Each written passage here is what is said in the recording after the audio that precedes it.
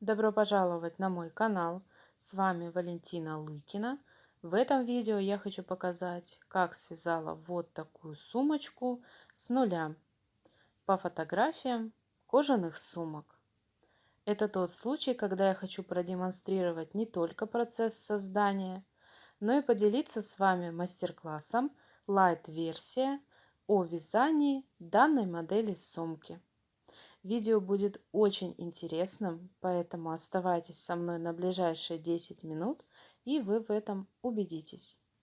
Я расскажу все важные детали и расчеты о вязании. От вас только требуется внимательность и знание базовых петель. И если вы еще не подписаны на мой канал, то обязательно это сделайте.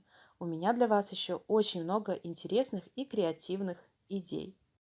Ну и давайте приступим. Когда-то я прогуливалась по интернет-магазину ЦУМа и наткнулась на очень интересную модель сумочки. Мне она безумно понравилась. Я решила не только ее связать, но и поделиться всеми расчетами с вами. Мой материал был джут, это канат и шпагат. Вся информация о расходах останется для вас в описании этого видео. В самом начале я рисую эскиз моей сумки будущей. Естественно, для того, чтобы это было презентабельно и аккуратно, я рисую уже по готовым наброскам. То есть я изначально сделала все эскизы карандашом и лишь сейчас обвожу ручкой. Конечно, я расчеты также выполнила заранее, для того, чтобы это было быстрее и не отнимать ваше время. И рекомендую вам прибегать к такой технике именно рисования эскизов, переносить, то есть свои мысли на бумагу, потому что не все мы можем качественно визуализировать, и для того, чтобы понять конструкцию сумки, иногда нужно просто ее нарисовать, неважно, как вы рисуете. Первая деталь моей сумки, от которой зависит все дальнейшее вязание, это прямоугольная такая полосочка от ручки до ручки. Я формирую уменьшенный вариант овала, и когда меня устраивает ширина заготовки, я просто просчитываю, сколько рядов мне необходимо провязать. В данном случае я наберу цепочку, провяжу 3 ряда, и в четвертом буду формировать ручку. Дальнейшие мои действия были это вязание заготовки. Мне нужно было понимать, сколько и каких прибавок делать для прямоугольного края. Также я должна была выяснить, сколько 3 ряда занимает сантиметров. Получилось 4,5. И эту сумму я умножила на 2, так как у меня две стороны. Получилось 9 сантиметров. Теперь я должна выяснить, какую цепочку длиной мне нужно связать. Для этого я примеряю и определяю общую длину моего прямоугольника.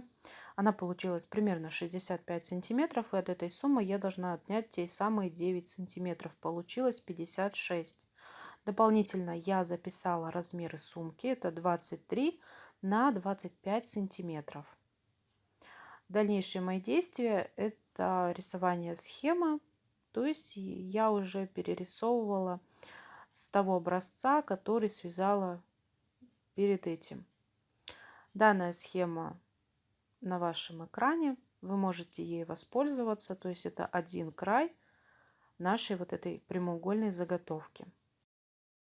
Ну и последний четвертый ряд. Здесь у меня просто ручка провязывается без прибавок. Далее я примерила, какой длины мне нужно сделать ручку. И она у меня составила 20-23 сантиметра. Это примерные размеры. Дальше я художничала, решила дорисовать немножко фрагменты моей сумки. Ну и приступаем к вязанию. В самом начале мы отмеряем те самые 56 сантиметров, но перед этим оставим 7 сантиметров свободный хвостик. Далее набираем цепочку из воздушных петель равной 56 сантиметров. Когда я набрала, посчитала, у меня получилось 68 воздушных петель. Главное, чтобы у вас была 56 длина. Это очень важно. Дальнейшее наше вязание заключается в следующем. Мы просто ввязываем канат, провязывая столбики без накида. Кстати, у меня на канале есть подробнейшее видео о вязании пасхального лукошка. И вот как раз таки там ручка выполнена в такой же технике вязания, как и буду сейчас вязать эту прямоугольную заготовку. Вы можете перейти и изучить эту подробную информацию. В данном видео я не буду останавливаться на детальном пояснении. Здесь просто провязывается на закруглении 6 столбиков без накида в одну точку. То есть мы должны следовать нашей схеме. Далее, после закругления я вяжу столбики без накида, без прибавок до той точки, где мне необходимо обрезать канат, то есть состыковаться с тем хвостиком. Сначала я заколола его. Дальнейшие мои действия — это обрезка каната в той точке, где заканчивается хвостик. И теперь склеиваю и провязываю до конца этого ряда, провязывая на закруглении также 6 столбиков без накида и обрезаю там ниточку, закрывая ряд. Теперь мы должны сделать разметку на закруглении, то есть тех прибавок, которые мы провяжем по схеме. Сначала вы должны найти центральную точку, вершину, а потом нанести следующие маркеры, где у нас будут прибавки. Теперь я начинаю следующий ряд с центра. Мне так показалось удобнее. Делайте так, как вам больше нравится. И необходимо провязать всего 3 ряда с использованием схемы и тех прибавок, которые там обозначены. И вот такая заготовочка получилась. Я провязываю теперь 4-й, последний ряд, где буду формировать ручку. Довязываю до той точки, где у меня начинается ручка. Отмерю я 23 сантиметра. Заколю иголочкой и намечу ту точку, где эта ручка будет присоединяться. Далее я буду просто обвязывать этот канат столбиками без накида. Плотненько нужно провязать, для того, чтобы не было просветов. Просто подтягивайте эти столбики плотничком.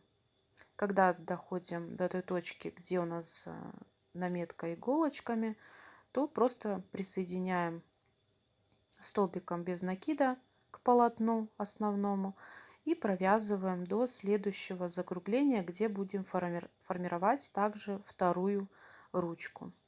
Вот так все получается. Теперь мне необходимо выполнить 2 боковые части моей сумочки. Я придаю форму заготовки и наношу разметку следующим образом. У меня боковые части — это количество провязанных рядов, донышко — это количество набранных воздушных петель. Пересчитываю петли, и у меня получилась следующая картина. 22 ряда мне нужно провязать, а на эту заготовку набрать всего 21 воздушную петлю. Как раз таки сейчас я это делаю.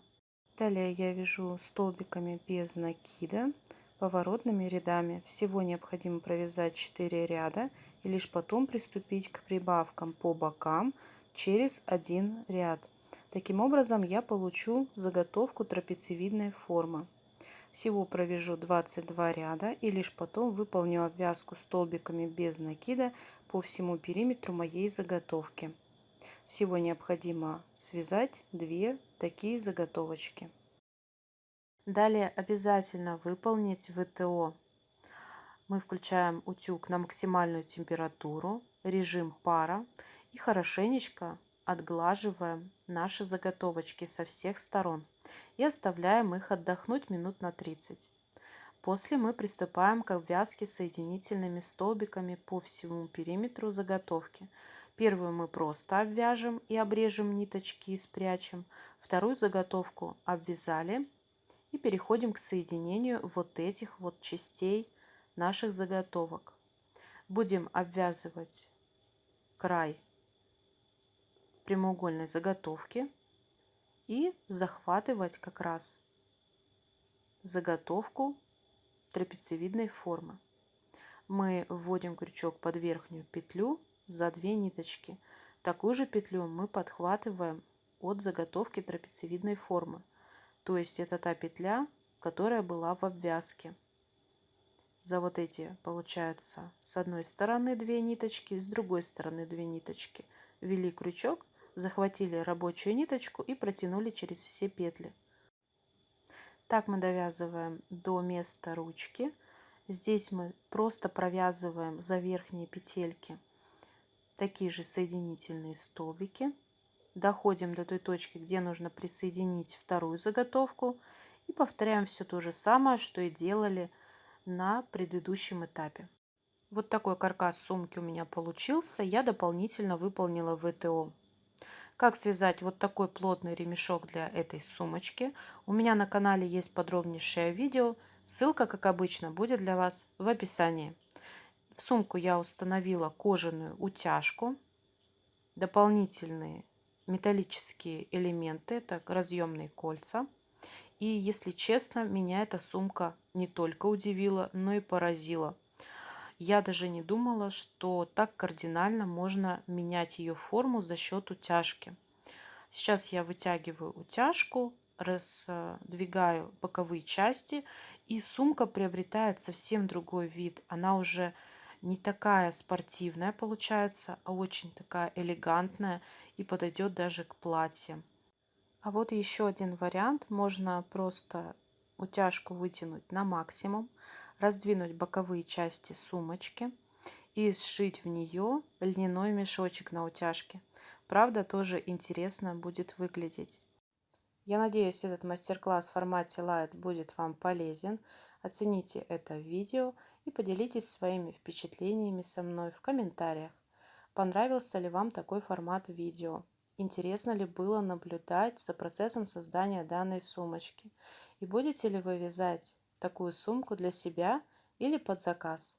Если у вас возникнут какие-либо вопросы, вы можете смело их задать в комментариях. Если вы вяжете по моим мастер-классам, то присылайте свои работы в личные сообщения или отмечайте хэштегом в Инстаграме.